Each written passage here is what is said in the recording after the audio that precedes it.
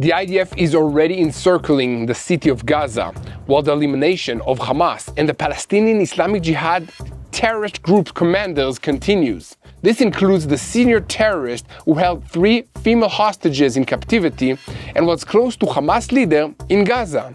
Hamas is also on the move, working hard to try and prevent evacuation from Gaza City and having some successes, as Israeli intelligence estimate that only 12,000 residents have left the city so far, amidst a warning from Qatar that the Israeli plan to conquer Gaza endangers the hostages and will have severe humanitarian consequences.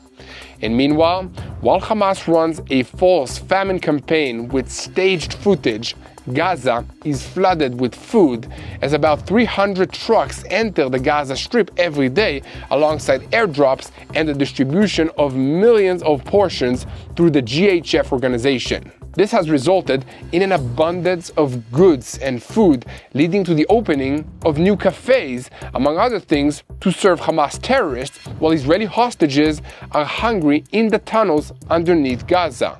In the northern arena, the IDF struck engineering equipment that was carried out to work in order to restore terror infrastructures in villages in the southern area of Lebanon next to the Israeli border over the last 24 hours. Meanwhile, Iran removed the cooling systems from the enrichment facilities at Natanz, and even further, Russian President Vladimir Putin and Chinese President Xi Jinping presented their plans for a new world order.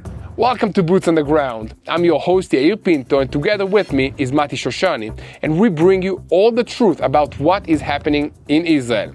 In the last 24 hours, tens of thousands of IDF reservists have reported for duty, showing up at their bases in large numbers ahead of expanding activity inside the Gaza Strip. The forces on the ground are operating in new places and are trying to evacuate the civilian population from Gaza. A security source clarifies, "We are pushing for a decision. We do not run away from a painful mission."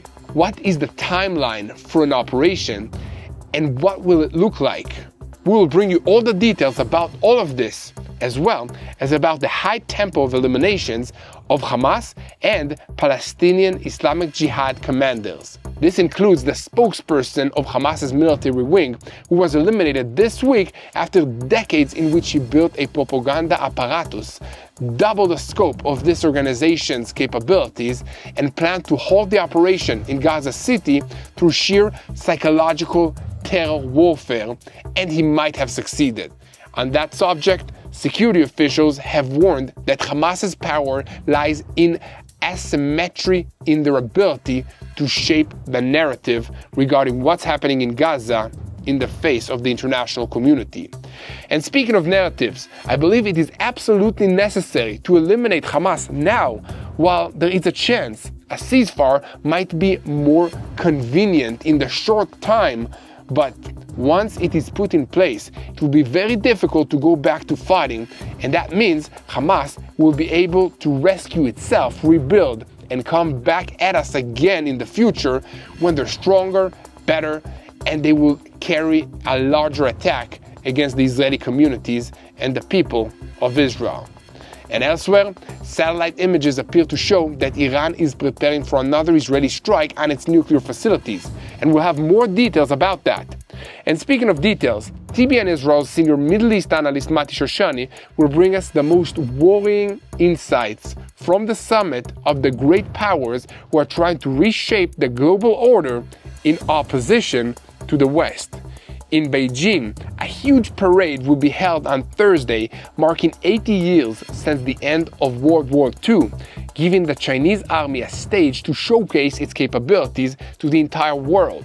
Among President Xi Jinping's guests will be Russian President Vladimir Putin, Iranian President Masoud Pezeshkian, and North Korean dictator Kim Jong-un. The ruler of North Korea, who rarely leaves his country, arrived this evening in Beijing by armored train with his 13-year-old daughter, who has been presented as her father's heir. Putin and Xi already expressed support for Iran against the backdrop of the reinstatement of international sanctions, while United States President Donald Trump responded to China's president in a post on his Truth social media account and wrote with a jab, "Give my warmest regards to Putin and Kim as you plot together against the United States of America." Speaking of plots, the defense minister and the chief of staff of the Houthi terrorist organization in Yemen were wounded but not eliminated in the Israeli strike in Sana'a last week. An Arab diplomat told media outlets that the reason that the Arab world has remained silent on the strikes is simple, as no one likes the Houthis. They are considered agents of Iran. To that diplomat and anyone else who doesn't like the Houthis and their Iranian masters, I have good news. In the last 24 hours, another Israeli surveillance satellite was launched into space and will soon be providing constant monitoring of activities in both countries. Israel's plan is to deploy about 20 small observation satellites that will provide full coverage over the entire Middle East and make it possible to detect activity in areas of Iran, which will help identify nuclear development. So, we have a lot to talk about today, so let's dive into the details. I'm Yair Pinto, and this is your Boots on the Ground report about what is happening in Israel on day 698 of the war against Hamas, Hezbollah, the Houthis in Yemen, the Shia militias in Iraq, and all the other armed groups in this region who are operating under the command of Iran's Islamic Revolutionary Guards Corps, which is the head of the axis of evil in the Middle East. A moment before we begin, I need to tell you that Israel's standing in the international community has been severely harmed because of an unrelenting assault of lies, deceit, and gaslighting. So we have decided to go to war against the lies. Here at Boots on the Ground, day after day, we bring you all the truth about what's happening in Israel. And if you want to help us stand with Israel and spread the truth, you can do that by following us, and also you can hit that donate button. But the most important thing that you can do in order to help us reach more people is to click that subscribe button so that you never miss another episode of Boots on the Ground. And during the past month, in a joint operation by Division 99 forces and the Shin Bet, dozens of terrorists who worked to carry out terror schemes against IDF forces in the northern and in the central Gaza Strip were eliminated. As part of the activity, the terrorist Ahmed Abu Daf, who since 2024 served as a deputy company commander in the Zaytun Battalion, was eliminated. As part of his role, he planned, directed, and also executed dozens of schemes and ambushes against IDF forces. In addition, he acted to recruit additional terrorists to the Hamas terrorist organization. In one of the activities, the terrorist Talib Sidaki, Taleb Abu Atiwi, a Nukhba team commander who took part in the massacre in the Gaza envelope, was terminated. The IDF and the Shin Bet confirmed on Tuesday evening that they eliminated the Gaza Strip and the terrorist that is controlling that organization in that location, Khazam Uni Naim, who during the war held in captivity 3 female hostages, Emily Damari, Romi Gonen, and Naama Levi.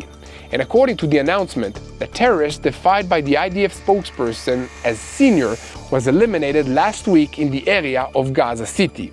The IDF spokesperson's unit added that the terrorist had several roles in Hamas's Gaza brigade, and during the war, he even served as a senior figure in its military intelligence and was considered close to the commander of the Gaza City brigade, Ezzadin El-Khaded, who is currently considered the head of Hamas's military wing and the de facto leader of this organization inside Gaza. Also on Tuesday, the broad call-up of IDF reserves began ahead of the conquest of Gaza City.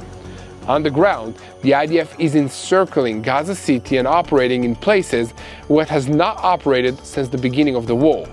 The forces are calling on residents to leave the city and go south, and according to their assessments, the entry into Gaza City is expected to occur within about 2 weeks, but the evacuation of the civilian population from Gaza City to the south is a complex move that can affect the timelines and the continuation of the force's activities. Meanwhile, the IDF has begun to establish new food distribution stations in the southern parts of the Gaza Strip, where medical aid is also provided to the Palestinians.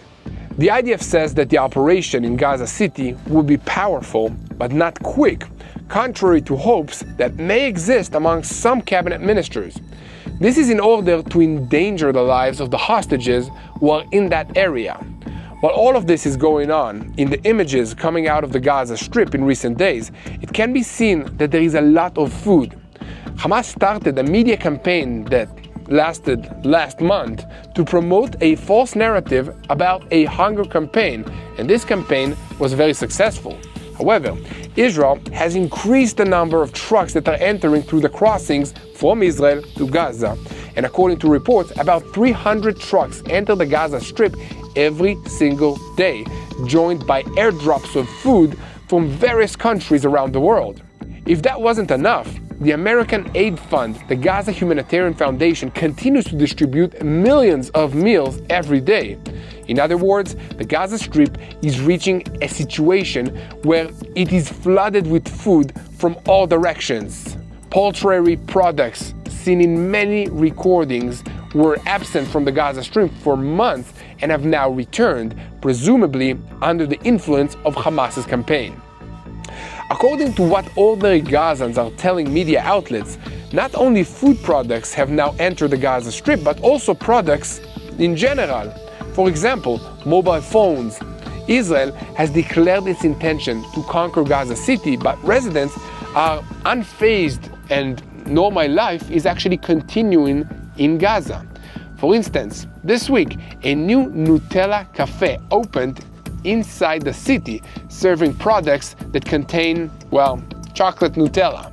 But circling back to the false narrative about hunger in Gaza, it was accompanied by several photographs and recordings of alleged starving children. But upon further investigation, which ultimately turned out to be simply suffering from genetic diseases that existed before this war started, which gave them an emaciated appearance. And in contrast, in authentic recordings coming from the Gaza Strip, many Gazans appear quite chubby. This is not what a famine-stricken place looks like.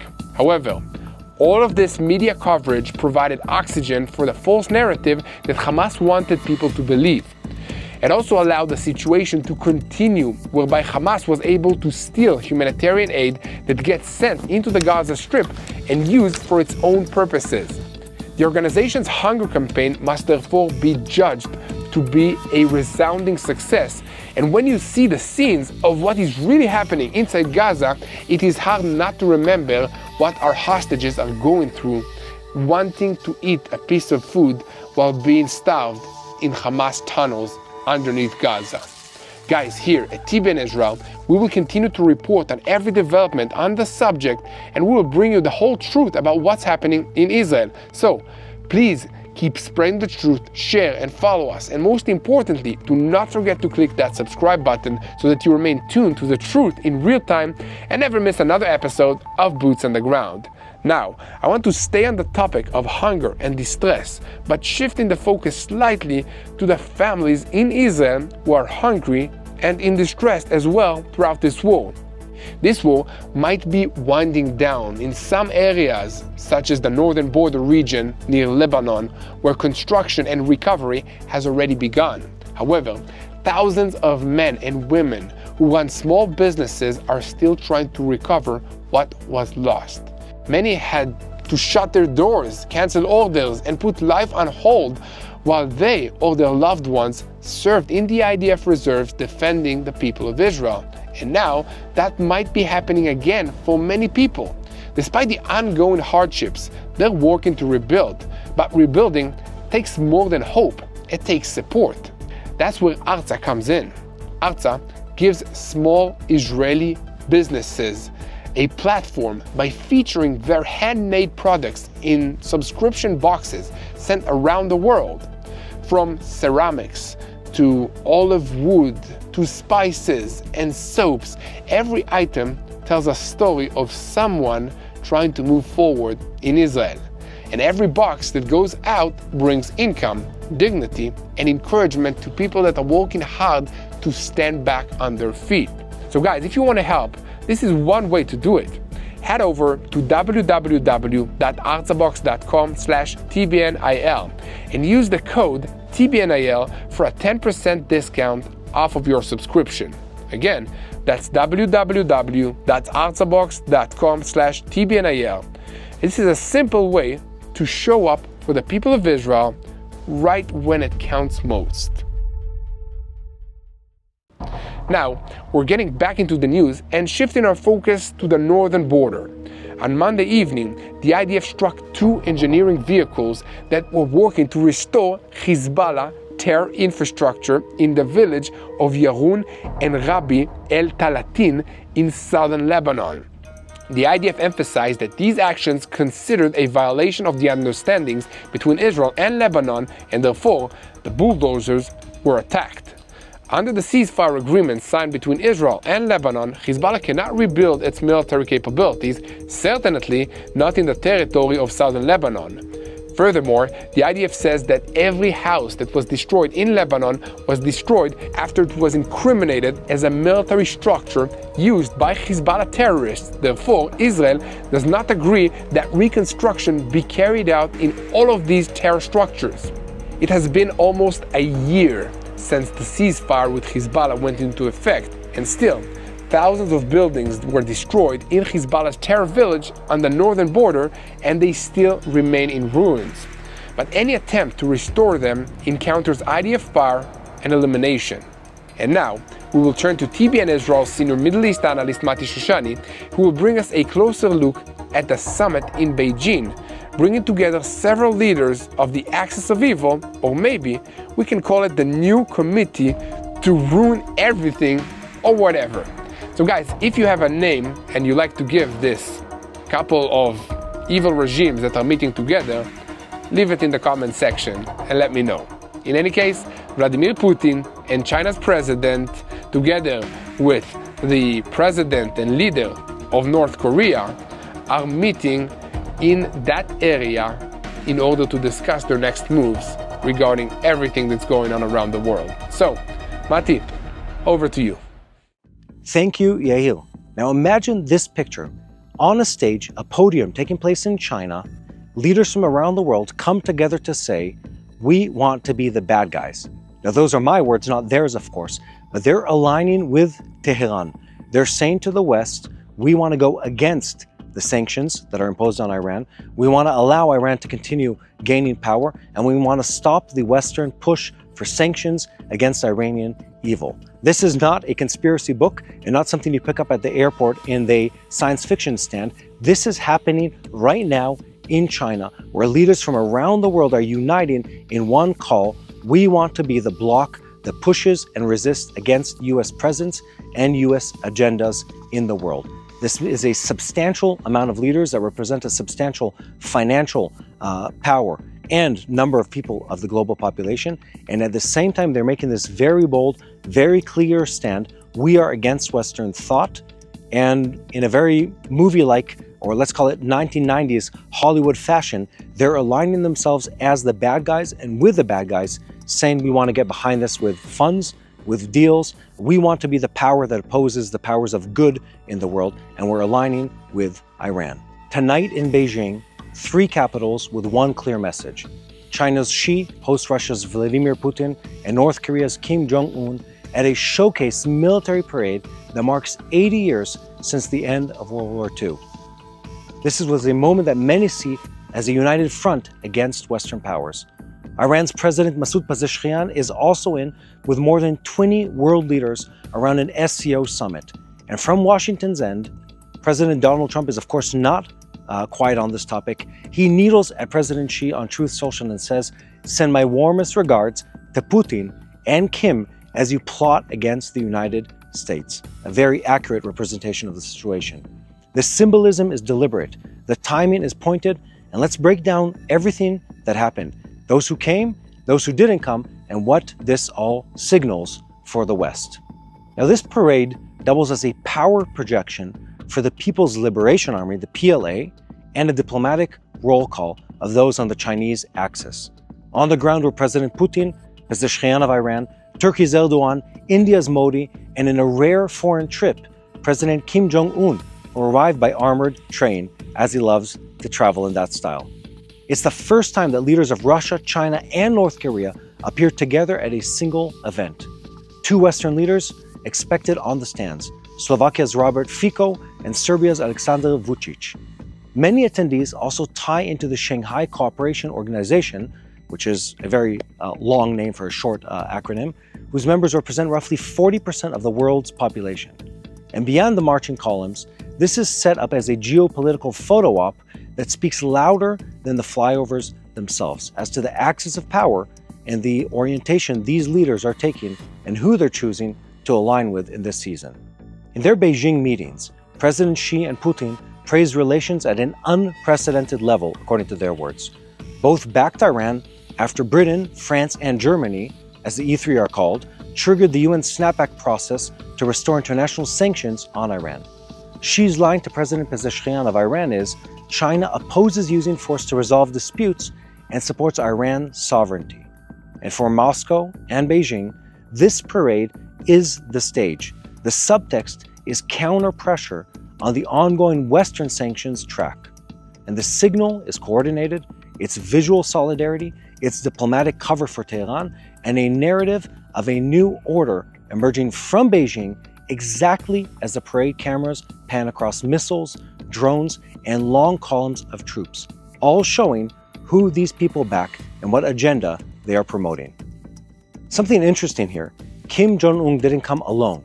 At 13, Kim Jwa-ae, increasingly portrayed as his designated heir, made what's billed as her first international appearance with her father. This trip also aims to tighten ties with China after many years of pandemic isolation on North Korea's end, while Pyongyang's bond with Moscow has surged in recent years. South Korean intelligence estimates that around 15,000 North Korean troops were sent so far to support Russia's war in the Ukraine, with roughly 2,000 reported killed at this point, part of a troops and munitions pipeline that has deepened strategic dependence between the two countries. We expect Kim to seek economic and military sweeteners in a side meeting that he's having with President Xi and Putin, leveraging the moment and the cameras for regime legitimacy back at home and in the international community. The second thing to watch out for here is the deals taking place on the sidelines. Beijing and Moscow are deepening their energy ties, they're including a multi-decade gas supply push, and they're formally getting behind Tehran in multiple different levels. Now, the last important thing to remember is this is about an information war. You can expect more pointed lines from Trump after his plot against the US jab that he made at President Xi, and rebuttals from Beijing and from Moscow. Here's what you need to remember.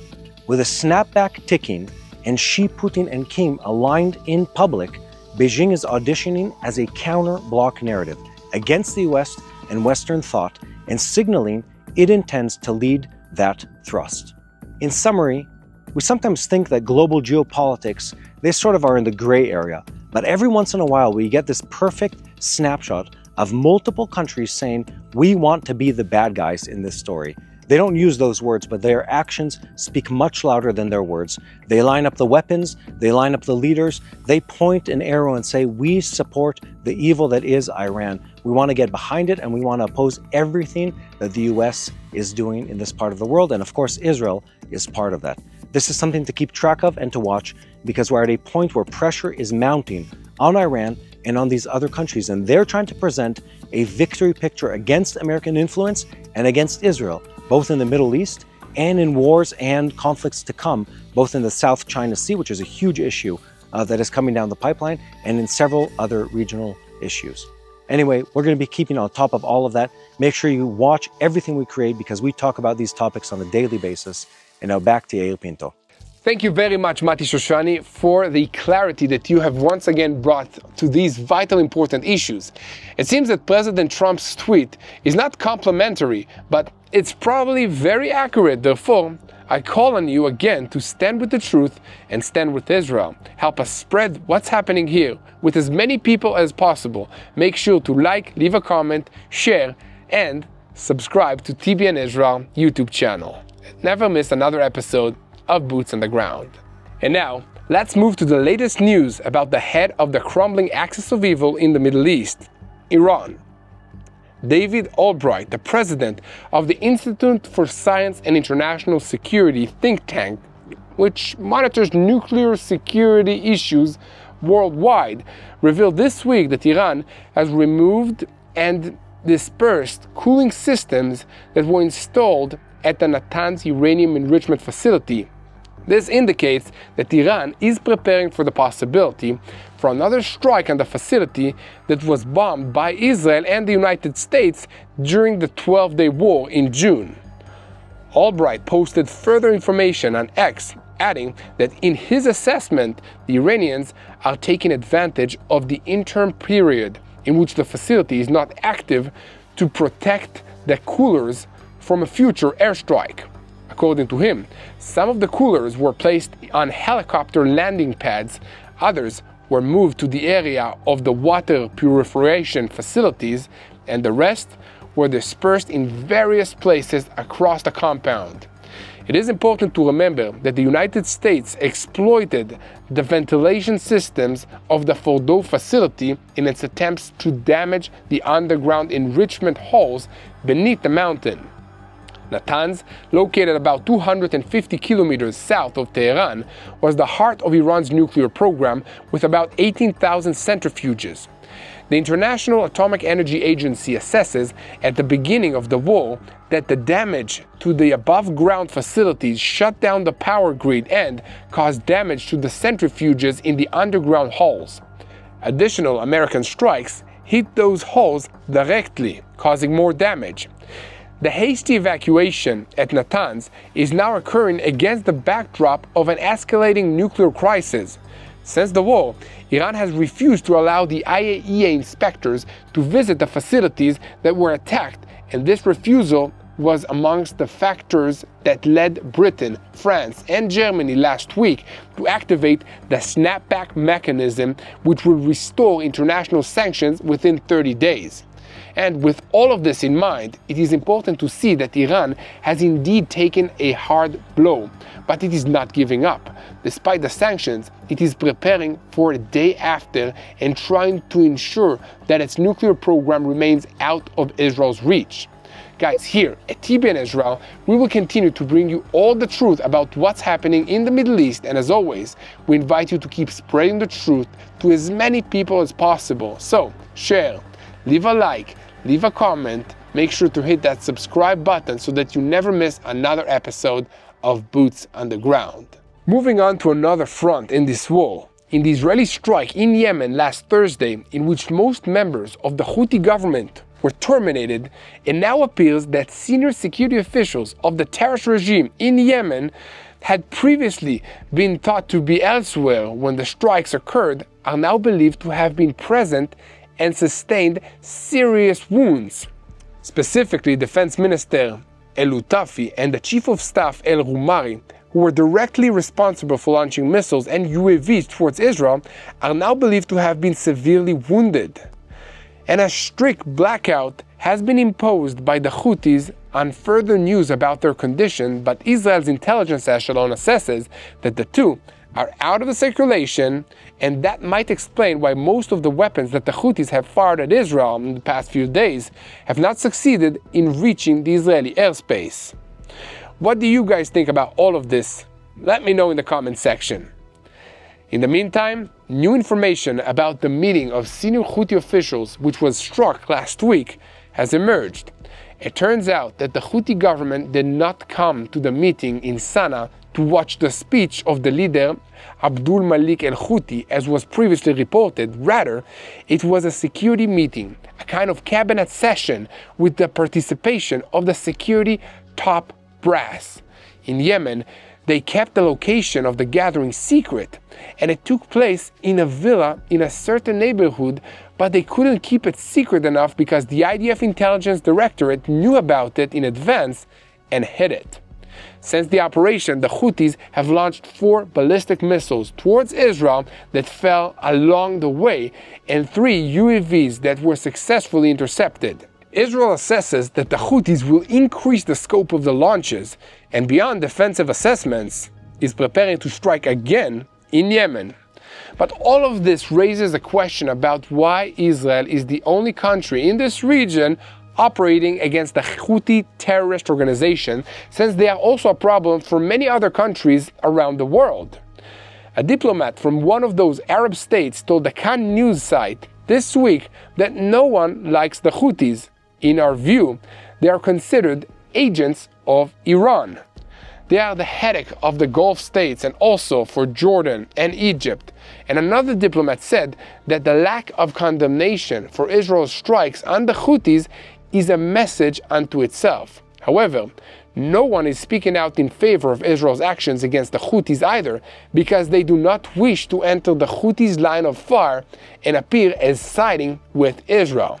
And amidst all of this, the Saudi-owned newspaper Ashrak al-Awsat reported this week and quoted sources in Sana'a in Yemen that after the elimination of the Houthi Prime Minister Ahmed el-Rawawi, along with the list of 9 other ministers, a series of senior officials from the Houthi leadership fled from the Yemeni capital Sana'a under the control northward to Amran and to Sada, the Houthis' place of origin. Amongst the seniors that fled are Muhammad Ali el-Houthi, who serves as the chairman of the Revolutionary Council, Abdel el-Karim el-Houthi, the Houthis' interim minister, Abdullah Yahya el-Hakim, who serves as the head of the military intelligence, and Ahmed Hamed, the chief of the head of the political bureau. And meanwhile, a source close to the Houthi decision-makers stated that the Yemeni terrorist organization instructed its military and political seniors to leave their homes and the environment of Sana'a and move to alternative facilities in northern Yemen, and to avoid using governmental or public facilities. Israeli Defense Minister Israel Katz confirmed the matter, saying that the remnants of the Houthi leadership are fleeing Sana'a. Like all the leaders of extreme terrorist organizations, they look out for themselves and abandon the residents. Take a look at the Hamas leaders in Gaza that are living in luxury hotels in Qatar, and thus the Houthis in Yemen do the same thing. We knew how to hunt them this time, and we will know how to future hunt them as well. Here at TBN Israel, we will continue to update you on all the developments related to this story. And now, we move to a related story, as the Ministry of Defense announced on Tuesday that the IDF and Israeli aerospace industries successfully launched the Ofek 19 satellite into space this week. The satellite is supposed to grant Israel a significant advantage in holding observation points over areas such as Iran and also Yemen.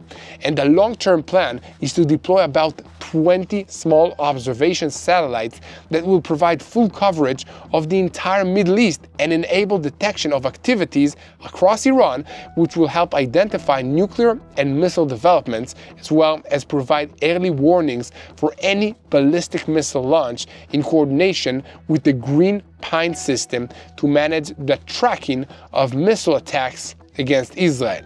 So guys, here at TBN Israel, we will continue to report on all these developments, and we ask you to hit that subscribe button if you haven't already.